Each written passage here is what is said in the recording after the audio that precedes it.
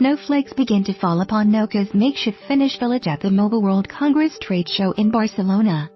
For a moment I'm charmed by the company's all-in commitment to recreating a scene straight out of Lapland on the Mediterranean coast, via what I presume is a fake snow machine. But then it dawns on me, there is nothing fake about the flakes clinging to the stray strands of hairs dancing in front of my face. My eyelashes twitch defensively and I pull my coat tight around my shoulders as I shuffle back inside the convention center.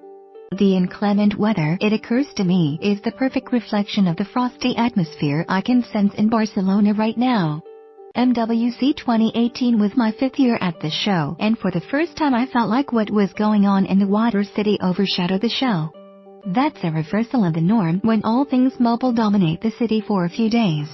There were two unusual occurrences at the show: the underwhelming announcements short of Samsung and the overwhelming sense of political tension in the city. The snowy and rainy weather added an extra wrinkle. It's been a little more than a week since the show ended, and most of the announcements have already faded from memory. That the protests still ring in my mind underscores the state of doldrums that has hit the mobile industry. It may just be part of the inevitable, as the smartphone business has clearly peaked, with companies struggling to introduce meaningful, head-turning changes to handsets. This year was unique for other reasons. Even from within the bubble of the show, it was impossible to ignore that Barcelona was not at peace with itself. One Spanish flag among Catalonian independent supporters in Barcelona, down by the sea in the Barcelona neighborhood of the city. Each balcony on an apartment building displayed emblems of support for an independent Catalonia, except for one, right in the center like a bull's eye, over which was draped the Spanish flag. I posted a picture on my Instagram stories of looped yellow symbols I spied graffitied on the floors and walls in the left-leaning district of Groja. Someone I didn't know messaged me with a warning: "I recommend you to be very sensitive about it with the Catalans because it's very tense at the moment," they told me. Graffiti in Groja. This is not my fight nor the fight of anyone visiting the city for MWC. But if the show's banners fluttered in the wind along with the Catalan and Spanish flags on the eve of the show, business and politics got a little too close for comfort for a brief, uneasy moment. King Felipe of Spain was in town, but not everyone was happy about it. The king comes every year for the show, but following the failed referendum in October 2017, his presence was more contentious than usual. I saw it firsthand in the protest that sprung up in the heart of the city. Suited executives from around the world landing in Barcelona on Sunday evening were greeted by traffic jams and the clanging sounds of people all over the city standing on their balconies beating their pots and pans in unison. If only anything at the show could leave a similar impression. Wandering from meeting to meeting, I encountered many executives with little to show and even less to say.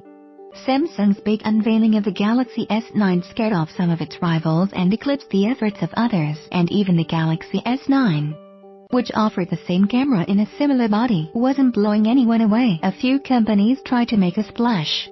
HMD Global, the startup making Nokia smartphones, introduced the Nokia 8110, also known as the Matrix phone. But the startup was hoping to recapture the lightning in the bottle it enjoyed with last year's similarly nostalgia-inducing 3310. And the novelty was starting to wear thin. Nokia's Sunday press conference. Then there was the Asus Zenfone 5, which was essentially a cheaper iPhone X, complete with the notch. Huawei hooked up a smartphone to drive a car. But the phone was a model that's been out for several months. Unlike previous years where there's been a new trend to get excited about: VR, wearables, Alexa, there was just more of the same. Sure, there was 5 grams, which carriers are promising will show up this year, but you can't really get your hands on network coverage. On the keynote front, we've fallen considerably from headliners like Facebook CEO Mark Zuckerberg or Google CEO Sundar Pichai. Instead, we saw a discussion over net neutrality between FCC Chairman Ajit Pai and EU Commissioner Andrus Ansip. Unfortunately, it was held in a room filled with executives around the world who didn't care much about the issue. "This isn't interesting to the audience," shouted one man. Others murmured in agreement. When time passes, the mirrored announcement shotgunned out during the week tend to fade into one or two big items. MWC 2015, for example, was the year of the HTC Vive and the first time people were left thinking VR was the next big thing. Turns out it wasn't.